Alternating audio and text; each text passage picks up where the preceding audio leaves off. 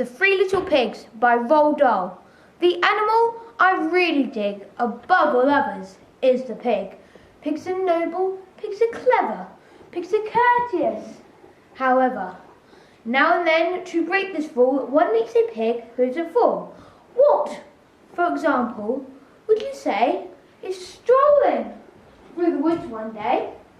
Right there in front of you, you saw a pig who built his house of straw. The wolf who saw this licked his lips and said, "That pig has had his chips." Little pig, let me come in. No, by the house of my chin. Then I'll huff and I'll puff and I'll blow your house in. The little pig began to pray, but Wolf blew his house away. He shouted, "Bacon, pork and ham! Oh, what a lucky wolf I am!" Though he ate the pig quite fast, he carefully kept the tail till last. Wolf wandered on, a trifle bloated. Surprise, for soon he noted another little house for pigs. And this one had been built of twigs. Little pig, let me come in. No, by the house of my chin. Then I'll huff and I'll puff and I'll blow your house in. The wolf said, "Okay, here we go." He then began to blow and blow. The little pig began to squeal. He cried, "Oh, Wolf, you've already had one meal. Why can't we talk and make a deal?" The wolf replied, "Not on your Nelly," and soon the pig was in his belly. Creeping quietly as a mouse, Wolf approached another house, a house which also had inside a little piggy trying to hide. "You'll not get me," the piggy cried. "I'll blow you down." The wolf replied, "Your neat pig said a lot of puff, but I don't think you've got enough." Wolf huffed and puffed and blew. The house stood up as good as new. "If I can't blow it down," Wolf said, "I'll have to blow it up instead. I'll come back in the dead of night and blow it up with dynamite." Pig cried, "You brute! I might have known." Then picking up the telephone, he dialed as quickly as he could the number of Red Riding Hood. A short while later, through the wood came striding brave Miss Riding Hood. The wolf stood there, his eyes ablaze and yellowish like mayonnaise. His teeth were sharp, his gums were raw, and spit was dripping from his jaw. Once more the maiden eyelid flickers. She grabs the pistol from her knickers. Once more she hits the vital spot and kills him with a single shot. Pig peeping through the window stood and yelled, "Well done, Miss Riding Hood!" "Ah, Piglet, you must never trust young ladies from the upper crust. For now Miss Riding Hood will note not only has a wolfskin coat, but when she travels from place to place, she has a pigskin travelling case." I like to form television by Roald Dahl.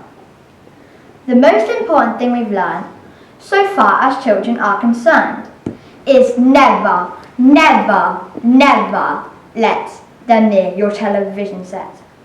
Or better still, just don't install the idiotic thing at all.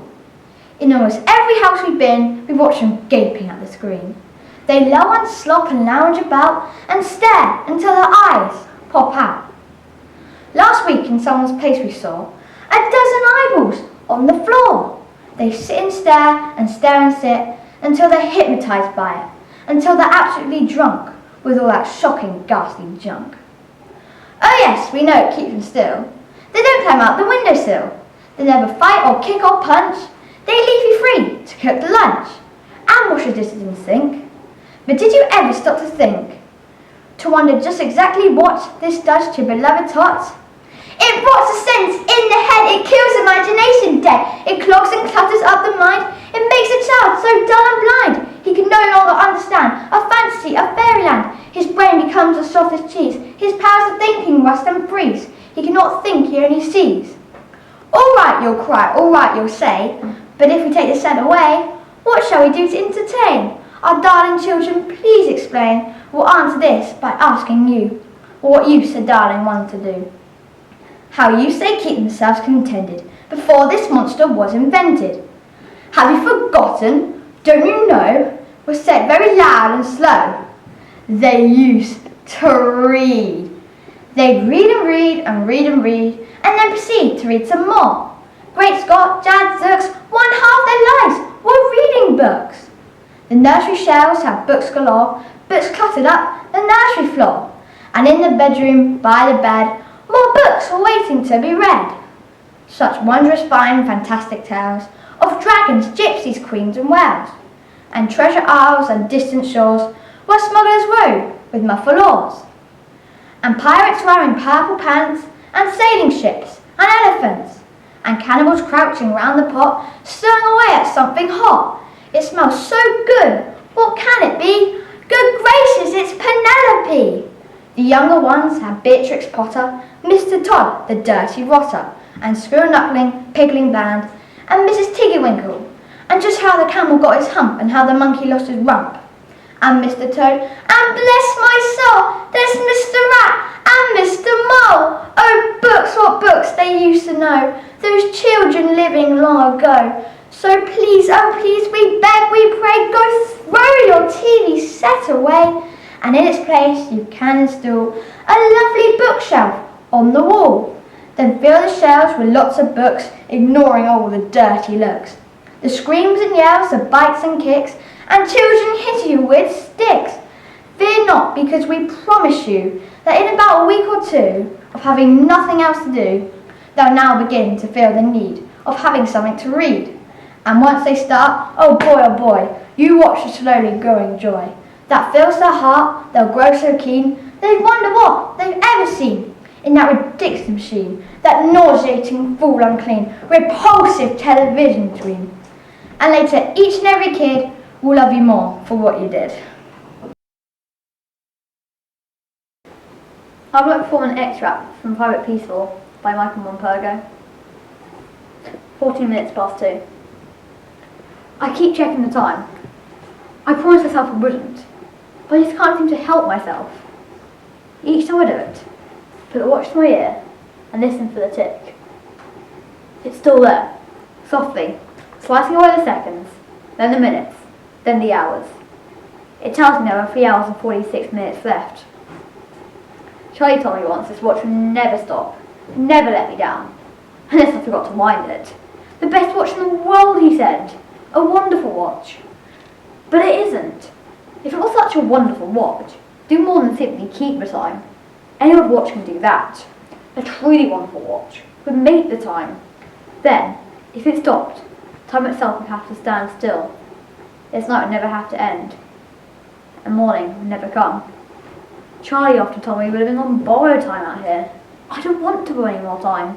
I want time to stop, so that tomorrow never comes, so that dawn will never happen. I listened to my watch again, to Charlie's watch, still ticking. Don't listen, Tomo. Don't look, don't think, only remember. Stand tall, look to your front, Peaceful, you horrible little man. Stomach in, chest out, Peaceful. Down in that mud, Peaceful, where you belong, you nasty little worm. Down. Go on, Peaceful. Is this the best they can send us these days? Vermin. That's what you are. Lousy vermin. And I've got to make a soldier out of you. Of all the named Sergeant Horrible Hanley burned out across the parade ground at a tab when he first came to France. Peaceful was by far the most frequent. There were 2 Peacefuls in the company, of course, and that made a difference.